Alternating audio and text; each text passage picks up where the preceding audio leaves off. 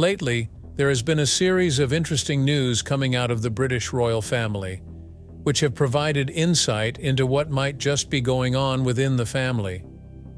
Many members of the family also seem dissatisfied with the way things are going and have followed their own paths. In the midst of it all, a shocking revelation that goes back decades has just surfaced, from one who has been very close to the family, raising new questions about the death of Princess Diana. You will be shocked at what this source has to say about this tragic event. But before we go into that, let's take a look at some events that led up to that tragic accident. Diana Spencer was born on July 1, 1961, into an aristocratic family. She was a shy and introverted young lady. Initially, her acquaintance with Prince Charles was through her elder sister, Lady Sarah Spencer. Lady Sarah briefly dated Prince Charles back in the late 1970s, but they broke up after she notoriously told the press she wouldn't marry him if he were the dustman or the King of England. By this breakup, Lady Sarah did the favor of a lifetime by introducing her little sister to the future king. Prince Charles and Diana began a romance in 1980. Diana was only 19 years old at the time, whereas Charles was 32, a big age gap that later on created differences in perspective. While it would have appeared to the world that the two were so excited about their budding relationship, Diana reportedly sensed early on that something was amiss. Prince Charles's love for Camilla Parker Bowles, his former girlfriend, seemed to still lead him. When they first started dating, Charles always appeared a bit distant. Diana later admitted that she had always had doubts over Charles's true feelings for her, particularly when she heard him declare tenderly of Camilla, including that infamous remark to his friend that he would never stop loving her. Despite such red flags, Diana proceeded with the engagement. In the infamous interview that followed after the announcement of their engagement, one reporter quizzed Charles about whether he was in love with Diana. Charles's ambiguous response, "Whatever in love means," catalyzed Diana's insecurities even more. Yet, societal pressure, the royal status on Charles's part, and youthful inexperience on Diana's side drove her to brush aside her doubts. The marriage of Prince Charles to Princess Diana on July 29, 1981, was termed the wedding of the century. At St. Paul's Cathedral in London, it was witnessed by an estimated 750 million people around the world. It was a classy event worthy of the future king and queen. Diana then entered a carriage dressed in an ivory silk taffeta gown designed by David and Elizabeth Emanuel, with a 25-foot train. It was, in fact, an extravagant show, with more than 3,500 guests attending the wedding, including heads of state, royalty, and celebrities from various parts of the world. Amidst the grandeur and the world admiring them, the marriage was headed for a rocky start. It did not take long for the revelation of an ongoing affair by Charles with Camilla to add to Diana's personal struggles within the royal family, shattering the image of this perfect royal couple. Her marriage to Prince Charles, being a fairy tale marriage, was in fact testament to the pressure Princess Diana must have been under while trying to live up to the expectations placed upon her by the royal family, as deep down, the love that she had hoped for had never really been there. Beyond all the glamour of a royal wedding, Princess Diana's marriage to Prince Charles was troubled from the very start. Diana had to put up with emotional neglect and loneliness, and the realization that Charles was more attached to his former girlfriend, Camilla Parker Bowles. But despite her early attempts at winning Charles's love, Diana often felt overshadowed by Camilla, and the tension between the couple only seemed to mount with time. In a shockingly candid 1995 interview with BBC's Panorama, Diana spoke of the emotional turmoil she felt inside of her marriage. She said she very often felt desperate for attention and affection from Charles, but for the most part was ignored. One of the saddest revelations Diana made was that she sometimes resolved to extreme measures to get him to show some form of affection. One instance was while she was pregnant with their first child, Prince William, at Sandringham, where she threw herself down the stairs in an attempt to get Charles's attention, to which he was rather unsympathetic about her emotional struggles. It was a cry for help, and Diana felt she was in an isolated marriage with no one hearing her cries. Fortunately, the baby wasn't harmed, but that showed how Diana was really struggling emotionally. Her confession of throwing herself down the stairs was part of a broader narrative about emotional neglect while she struggled with her role in the royal family and her husband's ongoing relationship with Camilla. Diana, though surrounded by many, was feeling enclosed and betrayed. The long-speculated affair of Charles with Camilla marked a turning point in their marriage. Diana famously said in the same Panorama interview, "There were 3 of us in this marriage, so it was a bit crowded." The affair really hurt Diana and brought her to the realization that Charles's heart had never been hers. When their failing marriage was going out of control, Diana tried to fix things between them. She found some respite in her official public duties, which earned her international acclaim for her sympathetic ear and humanitarian work, but at home, she continued to suffer. The couple finally separated in 1992, and their divorce was finalized in 1996 after years of public scrutiny and tension within the royal family. She said later that she tried to move all obstacles out of the way and make the marriage work, but this attachment of Charles to Camilla made it impossible to put things together again. At the time of the divorce, Diana seemed to have given up any hopes of winning Charles's love. The two had undergone an extensively turbulent marriage, though the emotional aftermath did make her stronger and more independent. Her 2 sons, Prince William and Prince Harry, along with her philanthropic efforts, became the focus of her life. When the marriage finally reached its sad end, Diana's struggles really humanized her to the public, and she remained, to millions all over the world, the people's princess. However, the night of August 31, 1997, turned out to be one of the saddest moments in the royal family. For some months leading up to that unfortunate night, Diana had been in a romantic relationship with her boyfriend, Dodi Fayed, son of Egyptian billionaire Mohammed Al Fayed. The two had spent the summer together while vacationing on his family's yacht in the Mediterranean, and their relationship attracted massive media attention. Wherever they went, the paparazzi followed them, trying to get a glimpse of the princess and Dodi. This relentless pursuit by the media would, in time, play a part in that tragic incident. That night, Diana and Dodi were given accommodation at the Ritz Hotel Paris, owned by Dodi's father. The couple, after spending their evening at the hotel, wanted to make an exit with as much discretion as possible because of the throngs of paparazzi gathered at the entrance of the hotel. They were to leave from the rear of the hotel in the hopes of evading the photographers. They were on their way to Dodi's apartment in Paris. The driver was Henry Paul, the acting head of security at the Ritz, and Trevor Rees-Jones was Dodi's bodyguard who joined them in the car. The moment they emerged from the hotel, word got out, and there were paparazzi chasing after them. The photographers had been harassing the princess since her time spent in Paris, and their hot pursuit became even more frenzied as the car took off. The black Mercedes entered the tunnel under Pont de l'Alma at high speeds, trying to get away from them. Shortly after, tragedy struck.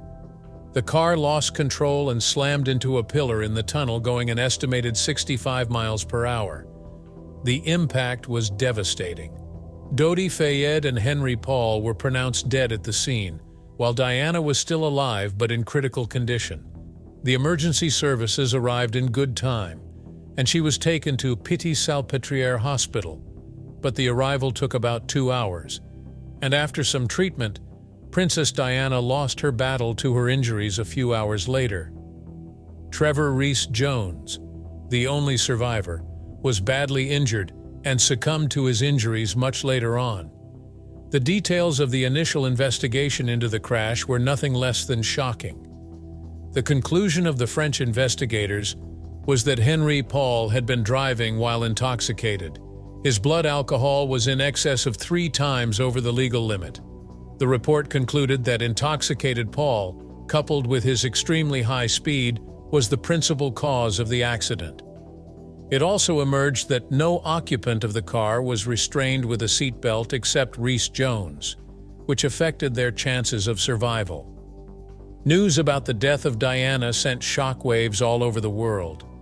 The princess had become an international icon, an object of love not only because of her elegance and beauty, but because of her humanitarian endeavors and her empathy for others. She was deeply lost to those numerous admirers who loved her heart of gold and the way she related to ordinary people. Her death was mourned by millions who felt really sad about the tragic event. While the world was in mourning, a lot of people blamed the photographers who were evading Diana's privacy. Also, people called for the protection of public figures and more ethical journalism. However, nothing would ease the pain of losing the people's princess so senselessly and tragically. One of the people who felt the tragic death of Princess Diana was her butler, Paul Burrell. Over a decade, Burrell had been working closely with Diana, turning from an employee into a trusted confidant and friend. His grief over her death was touching. After all, their bond went far beyond anything that might be expected between employer and employee. Paul Burrell's life in the royal service started when he was still quite young.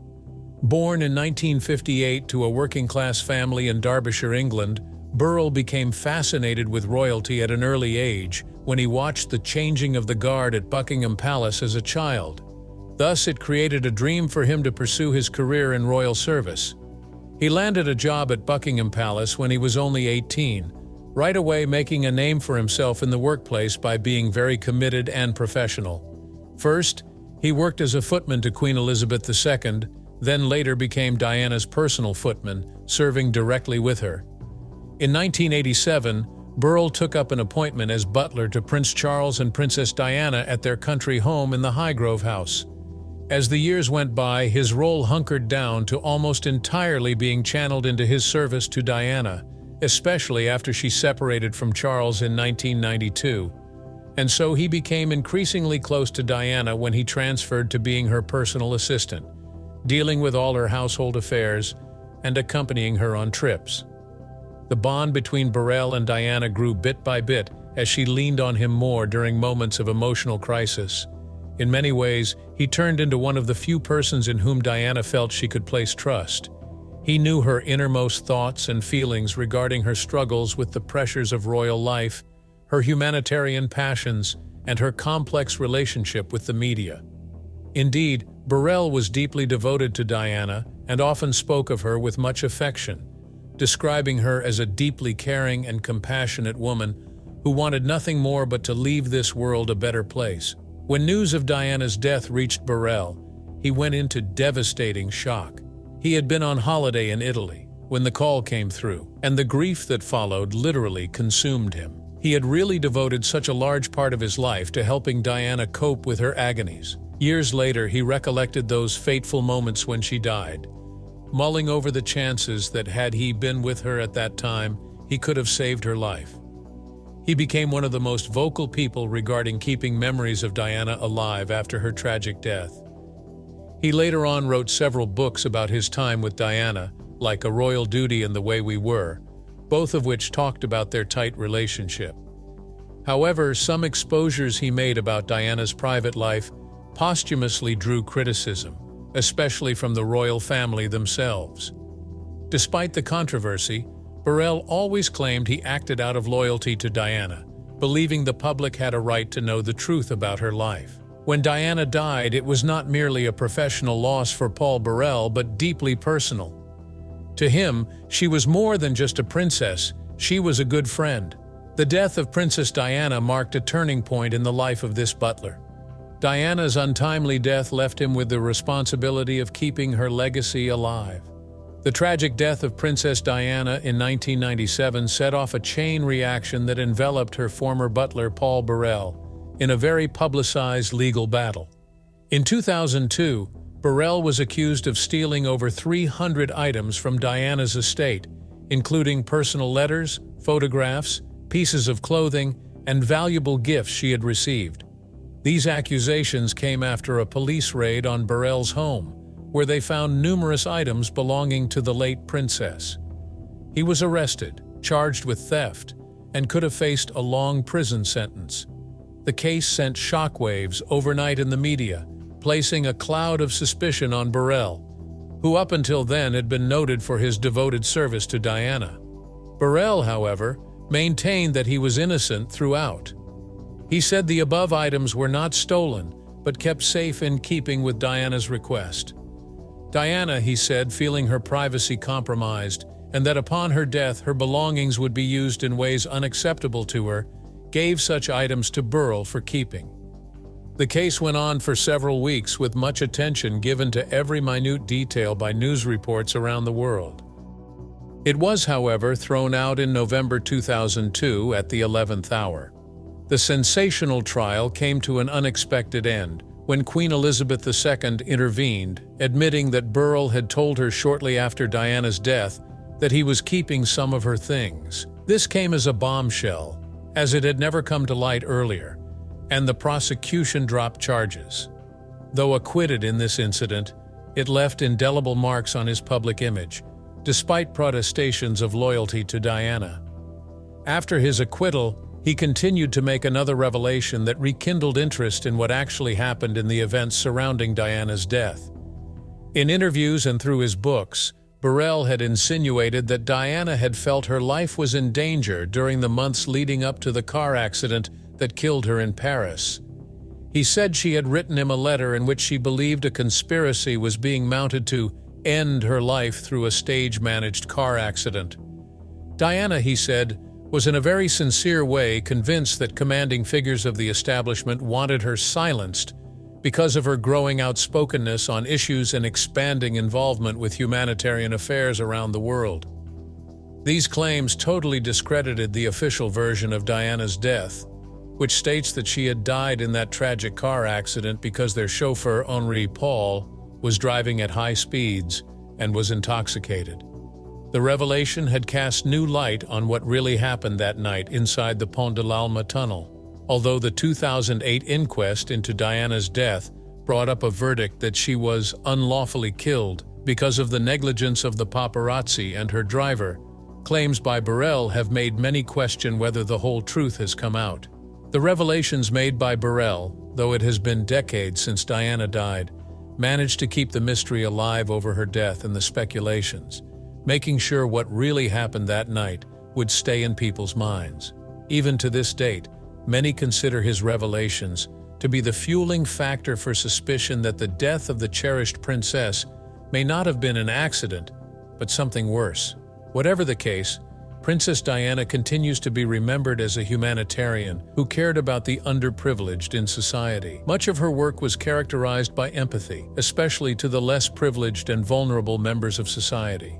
Probably one of the most striking contributions she made toward social causes was destigmatizing HIV/AIDS, when the world was full of fear and misbeliefs about this killer disease. Diana made headlines in 1987 when she touched an AIDS patient without gloves, breaking the stigma and standing myths about how the disease was passed on. It spoke volumes of inclusion and compassion. She also led a campaign against the use of landmines. In 1997, she walked across an active minefield in Angola, which brought the whole world's attention to the matter. Because of her work, the Ottawa Treaty banning the use of anti-personnel landmines was signed. These acts have left an indelible mark on the annals of history in such a way that Diana's legacy through her charitable works lives on. Clearly, her commitment to these fields not only saved lives, but changed attitudes, championing a more humane global response toward health and human rights issues. Today, she is remembered as much for being a princess as she is for being an advocate for the poor and an icon of goodwill. What's your take on these new revelations about Princess Diana's death? Let's talk in the comments, and we will see you in the next one.